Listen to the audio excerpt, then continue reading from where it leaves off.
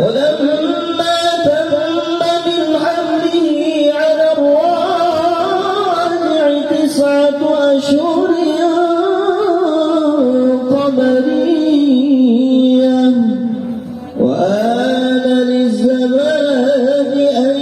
ينجلي عنه ومريم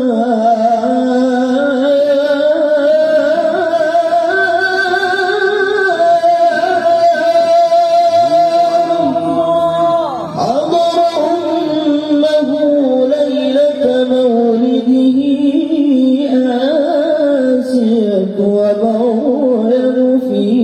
نسوة من الحظيرة القدسية، وأخذها المخاض فولدته صلى الله عليه وسلم